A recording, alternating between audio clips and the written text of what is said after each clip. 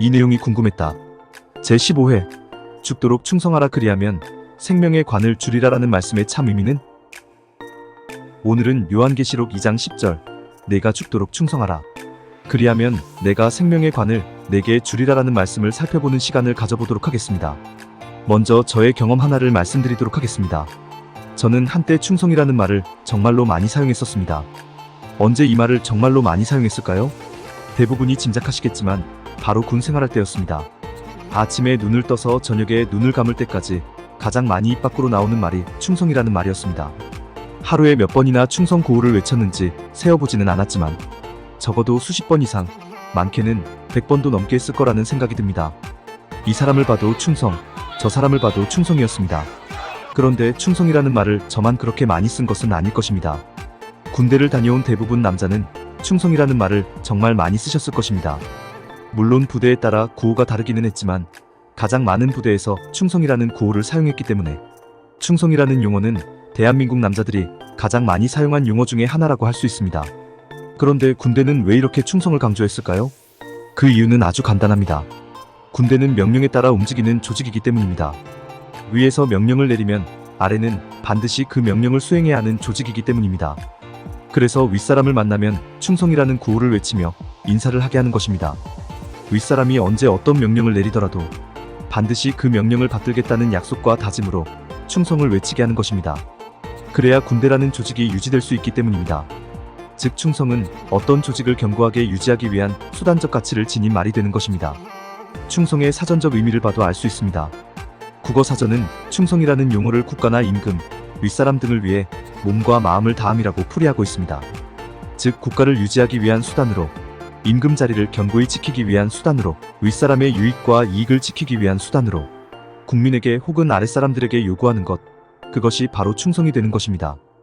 그리고 이것이 바로 사람의 수준과 사람의 차원에서 이해하는 충성입니다. 그런데 문제는 사람의 수준과 사람의 차원에서 이해하는 충성이라는 용어를 기독교 교회가 하나님의 수준과 하나님의 차원에서의 충성이라는 용어에 그대로 적용하고 있고 심지어 충성이라는 용어를 악용까지 하고 있다는 사실입니다. 여러분도 많이 들어보셨을 것입니다. 하나님께 충성하라는 말, 교회에 충성하라는 말, 하나님의 종인 목사에게 충성하라는 말 정말로 많이 들어보셨을 것입니다. 한번 여쭈어 보겠습니다. 하나님께 충성하지 않으면 하나님 나라가 유지되지 않습니까? 교회와 목사에게 충성하지 않으면 교회가 유지되지 않고 목사 자리가 위태롭게 됩니까? 물론 교회와 목사에게 충성하지 않으면 교회가 잘 유지되지 않을 수 있고 목사 자리가 위태로울 수는 있습니다. 그러나 하나님께 충성하지 않는다고 해서 하나님 나라가 흔들리는 일은 절대로 일어나지 않습니다. 하나님께 충성하지 않는다고 해서 하나님의 이름, 하나님의 영광이 요동치는 일은 절대로 일어나지 않습니다. 왜냐하면 하나님의 자리와 하나님의 나라는 성도들의 충성으로 유지되는 것이 아니라 오직 하나님의 능력으로 유지되는 것이기 때문입니다. 아주 많이 강조하는 내용인데 하나님을 위해 사람이 존재하는 것이 절대로 아닙니다. 사람을 위해 하나님께서 존재하시는 것이고 사람을 위해 하나님께서 수고하고 애쓰시는 것이지 하나님을 위해 사람이 존재하고 하나님을 위해 사람이 수고하고 애쓰는 게 절대로 아닙니다. 따라서 하나님께 충성해야 한다는 말은 결코 성립될 수 없는 말입니다. 하나님께 충성해야 하나님 나라가 견고하게 유지되고 하나님께 충성해야 하나님의 이름, 하나님의 영광이 찬란하게 빛난다는 말은 결코 성립될 수 없는 말입니다. 사람의 수준과 사람의 차원에서 충성이라는 용어는 수단적 가치를 지니는 용어이지만 하나님의 수준과 하나님의 차원에서 충성이라는 용어는 결과적 가치를 지니는 용어라는 사실을 잊으시면 안 됩니다. 즉 사람이 하나님께 충성해서 하나님 나라가 견고하게 유지되고 하나님께서 영광을 받는 것이 아니라 정반대로 하나님께서 사람에게 충성이라는 것을 주신다는 의미입니다. 그 증거가 있습니다. 그 증거가 바로 갈라디아서 5장 22절로 23절 오직 성령의 열매는 사랑과 희락과 화평과 오래 참음과 자비와 양선과 충성과 온유와 절제니 이 같은 것을 금지할 법이 없느니라라는 기록입니다. 충성을 성령의 씨앗이라고 합니까? 성령의 열매라고 합니까? 성령의 열매라고 합니다. 열매가 수단입니까? 결과입니까? 결과입니다. 열매는 결과입니다. 그렇습니다. 충성은 사랑과 희락과 화평과 오래 참음과 자비와 양선과 온유와 절제와 더불어 하나님께서 사람을 위해 수고하시고 애쓰신 결과로 사람에게 맺힌 열매입니다. 그래서 사람의 수준과 차원에서의 충성은 수단적 가치를 지니지만 하나님의 수준과 차원에서의 충성은 결과적 가치를 지니는 것입니다. 즉 하나님께서는 네가 나에게 충성하라라고 말씀하시는 것이 아니라 네가 충성할 수 있는 존재가 되었다라고 말씀하시는 것입니다. 예수 그리스도의 십자가 사역으로 말미암아 너희가 죄로부터 구원을 받았고 죄의 마음이 쫓겨난 자리에 하나님의 마음이 들어찼으며 그 하나님의 마음 중에 하나가 바로 충성이라고 말씀하시는 것입니다. 그렇습니다. 성도는 이미 충성을 소유한 존재가 되는 것입니다. 그런데 이 지점에서 아주 중요한 문제 하나를 생각해보지 않을 수 없습니다. 그것은 이미 성도가 소유한 충성을 누구를 위해 베푸느냐는 것입니다. 하나님을 위해 충성을 베푸는 것일까요? 교회를 위해 충성을 베푸는 것일까요? 아니면 목사에게 충성을 베푸는 것일까요? 누구를 위해 성도는 충성을 베푸는 것일까요? 하나님은 누구를 위해 충성을 베풀라고 성도에게 충성을 주신 것일까요? 하나님께서 누구를 위해 어떻게 일하셨는지를 살펴보면 금방 알 수 있습니다. 여러분께 여쭈어 보겠습니다. 성경에 참으로 많은 이야기가 등장합니다. 이 이야기들을 보면 하나님께서 사람에게 충성하는 이야기입니까? 사람이 하나님께 충성하는 이야기입니까? 하나님께서 사람을 위해 몸과 마음을 다하는 이야기입니까? 사람이 하나님을 위해 몸과 마음을 다하는 이야기입니까? 하나님께서 사람을 위해 몸과 마음을 다하는 이야기입니다. 하나님께서 사람을 위해 충성을 다하는 이야기입니다. 사람은 언제나 하나님을 부인하고 하나님을 거부하고 하나님을 떠나는 존재였습니다.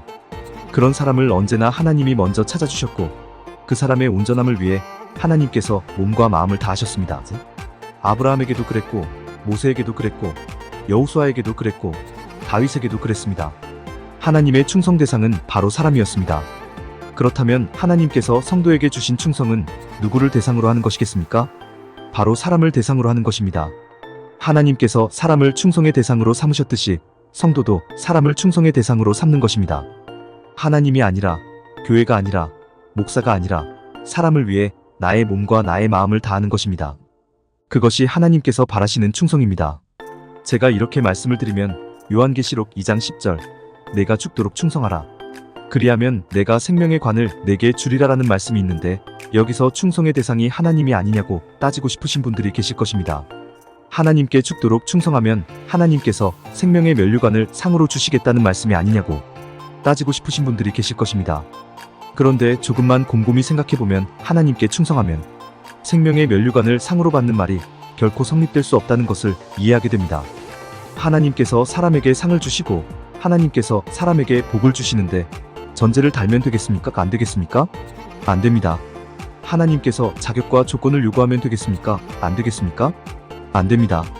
그러면 사랑의 하나님, 은혜의 하나님, 능력의 하나님이 절대로 되실 수 없습니다. 네가 죽도록 충성하라라는 말씀 속에 누구에 대하여 충성하라는 것인지 간접 목적어가 생략되어 있다는 것을 주목하셔야 합니다. 즉 충성의 대상이 하나님도 될 수 있고 교회도 될 수 있고 목사도 될 수 있고 사람도 될 수 있고 나도 될 수 있다는 것입니다. 여쭈어 보겠습니다. 하나님은 이 중에서 누구에게 죽도록 충성하라고 하시는 것일까요? 하나님은 사람에게 죽도록 충성하라고 말씀하시는 것입니다. 네가 충성을 소유한 존재가 되었으니 다른 사람에게 죽도록 충성하며 살라고 말씀하시는 것입니다. 네가 하나님의 심정과 마음, 하나님의 성품과 속성, 하나님의 가치와 원리를 소유한 존재가 되었으니 이제는 하나님을 기준 삼아 다른 사람에게 충성하며 살라고 말씀하시는 것입니다. 그렇게 살면 어떻게 되겠습니까? 그렇게 산 결과가 임합니다. 사람에게 충성하며 살았으니 충성스럽게 산 결과가 자신에게 임합니다. 그 표현이 내가 생명의 관을 내게 주리라라는 표현입니다. 충성하는 행위에 대하여 별도의 보상을 해주시는 것이 아니라 네가 사람에게 충성하며 살면 그렇게 산 결과가 내게 온전히 이루어질 수 있도록 내가 보장해 주시겠다는 약속의 말씀이 되는 것입니다. 그렇다면 사람에게 충성하며 사는 삶은 어떤 삶일까요? 그것은 아주 간단합니다. 하나님의 심정과 마음으로, 하나님의 성품과 속성으로, 하나님의 가치와 원리로 하나님을 기준 삼아 나부터 열심히 사는 것입니다. 내가 그렇게 살면 다른 사람에게 그 어떤 피해도 주지 않습니다. 한 발 더 나아가 다른 사람에게도 큰 유익과 이익이 됩니다. 그것이 사람에게 충성하며 사는 첫걸음입니다. 결국 하나님께서 원하시는 충성의 대상은 1차적으로 자기 자신이 되는 것이고 한 발 더 나아가면 다른 사람이 되는 것입니다. 혹시 이것을 혼동하시면 안 됩니다. 세상도 네가 네 인생의 주인공이기에 너 자신에게 충성하는 삶을 살아야 한다라고 말하곤 하는데 이것과 혼동하시면 안 됩니다. 왜냐하면 세상이 너 자신에게 충성하라고 할 때는 그야말로 너 자신이고 하나님께서 너 자신에게 충성하라고 할 때는 하나님의 심정과 마음, 하나님의 성품과 속성, 하나님의 가치와 원리가 충만한 너 자신이기 때문입니다. 즉 성도이기 때문입니다. 뿌린 만큼 거두는 것이 진리입니다. 심은 만큼 거두는 것이 진리입니다. 콩 심은 데 콩 나고 팥 심은 데 팥 나는 게 진리입니다. 성도는 이 진리를 생각하고 이 진리를 기대하며 사는 존재입니다. 이 기대가 반드시 이루어질 수 있도록 수고하고 애쓰시겠다는 하나님의 약속이 네가 죽도록 충성하라 그리하면 내가 생명의 관을 내게 주리라라는 말씀입니다. 공감이 되었다면 구독과 좋아요, 알림 설정 부탁드립니다. 하나님의 말씀을 바르게 전하는 데 큰 도움이 될 것입니다. 평등하고 공정하며 정의롭고 행복한 세상을 이루는 데 큰 도움이 될 것입니다.